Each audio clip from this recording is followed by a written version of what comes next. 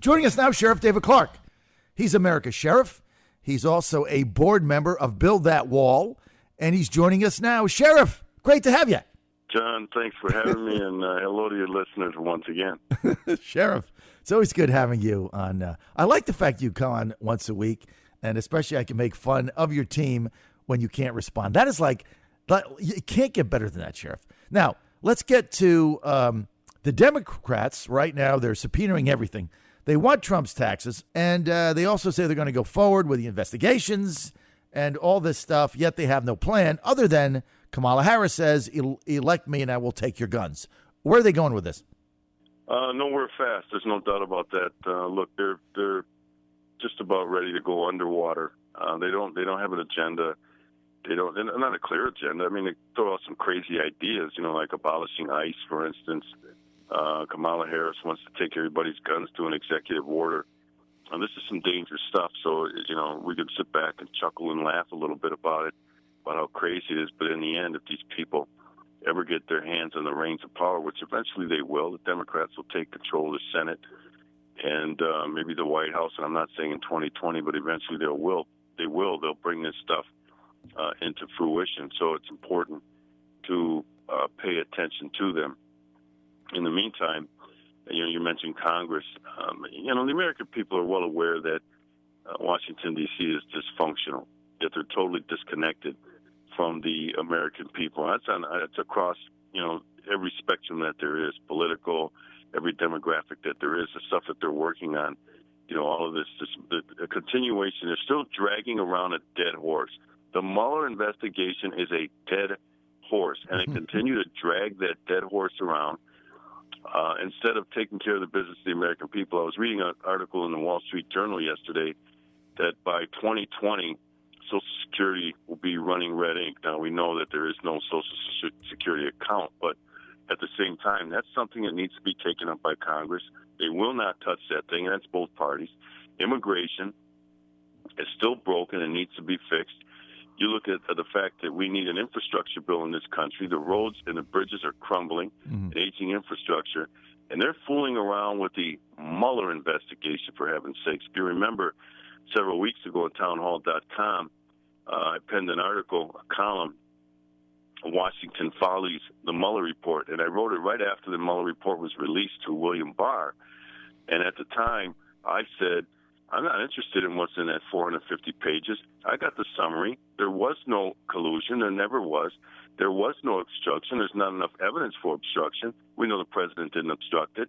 So in other words, the DOJ, the Department of Justice, weaponized the law to try to frame a president and undo the will of the American people in the 2016 election. That's what's going on in Washington, D.C. The American people are tired of it. You wonder why Congress has an approval rating of 19%. I think they're just above used car salesmen. And below lawyers, right? And certainly below lobbyists. You're on the John Fredericks Radio Network. We are with Sheriff David Clark. You can follow the sheriff. Go to his website, americasheriff.com. He is also on the board of directors at We Build the Wall, Inc. Sheriff, another caravan is coming. It's called the Mother of All Caravans, heading north from Honduras and Guatemala. 10,000 migrants due in Mexico City any day now. What does the president do with this? What does Mexico do with it? Mexico bears the brunt of this because if there are 10,000 people heading toward Mexico City, that means people illegally crossed into Mexico. None of these individuals, just 10,000, came in through Mexico legally. The Mexican government needs to do something about it. And so far they've been slow walking this thing and doing some superficial effort to try to turn these people back. So that's where it has to start. So the United States has to put pressure on the Mexican government. Once again, the president has done that before. It has yielded some results. And short of that, once they get to the border, of course, they're going to overwhelm the Border Patrol checkpoints in place. And that's where it becomes, that becomes the boiling point. But again, you ask, what does the president do? Because it's been thrown into his lap.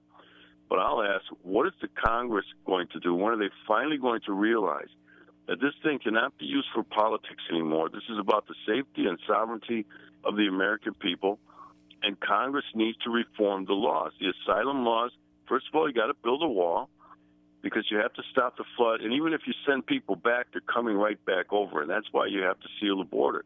But they have to fix the asylum laws. The asylum laws are very clear, but they're being exploited. It says that if you're going to leave your country in exile because of war, famine, danger, or whatever, you must claim asylum in the first foreign country that you step foot in.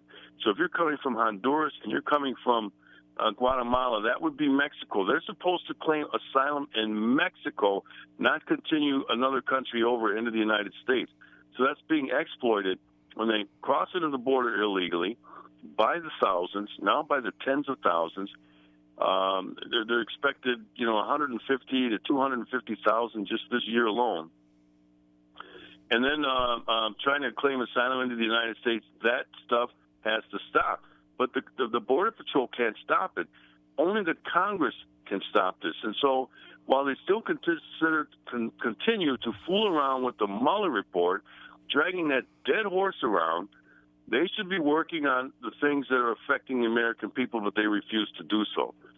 This is not why we send people to Washington, D.C. This is not what we expect from a primary duty of the American government to protect the sovereignty and safety of American citizens, and they just flatly refuse to do so. And not just because of Trump, because they didn't do it for Bush, they didn't do it for Obama, they didn't do it for Clinton, the Congress, in terms of amending the laws, and so this is where we sit. So only congressional action you're going to get is a bill bubbling up right now from the left in the Democratic House caucus, which has got the support of Pelosi, which basically is just give all the DACA recipients permanent status, and those that are here on temporary visas that overstayed their visas, give them, basically it's an amnesty bill. There's nothing about the wall, nothing about the legislation that doesn't make any sense for calling for the right to stay in the United States based on our asylum laws and catch and release. Nothing to do with reforming any of that chain migration. It's just basically give everybody here amnesty, which then serves as another incentive to keep bringing people like this new caravan that's coming with 10,000 people. And the new caravan, Sherrif, has not only got people from South America. We now understand it has people from Africa. It has people from Cuba. It has people from the Middle East in this caravan. So they're now getting to Honduras or Guatemala, and then picking up the next caravan that comes into the United States so they can come in illegally. I mean, how do you stop this? Where does this end? Well, there's a number of options, obviously, that the president has, and I'm going to leave that to the president. I support what he's doing, and I support what he's going to do because I trust his judgment.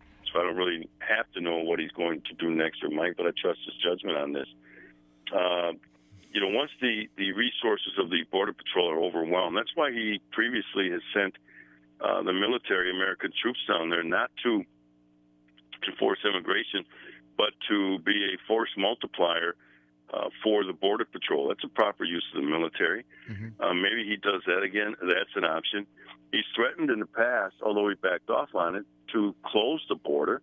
That's still an option. It doesn't mean that he can't do it because he backed off on it. But what he's doing is he's testing some of these options in front of the American people, like when he threatened to close the border until this thing gets taken care of, to see how it plays with the American people. There's nothing wrong with that, because he's going to need the support of the American people with whatever he does to do it. So he throws these things out. Some people, they ask me, they say, why does the president throw some of these things out and then back off? Because he needs to test these things to see where it sits with the American people. If he doesn't have the approval of the American people to do these sorts of things, he's going to get it handed to him politically, and probably at the election, at the polls at election time. So it's smart to do that, to say, let's see what the American people feel about this idea here. And then they need to test it and then make a decision as to whether to go forth with it. But at some point, it's going to hurt him politically if something isn't done. So we'll see if this caravan reaches the American border, and even if they don't, because they still continue to come over in smaller groups. Right. But at some point, this might hurt him politically, because this is what we sent him to Washington to do. You're on the John Fredericks Radio Network. We are with Sheriff David Clark. You can follow him at americasheriff.com. He's also on the board of directors at We Build the Wall, Inc. Sherrif, give us an update on We Build the Wall, Inc. How's it going? It's going very well, and what I mean by that is, because I don't like to use platitudes, but some of this I can't give out because it hasn't been released by the board yet.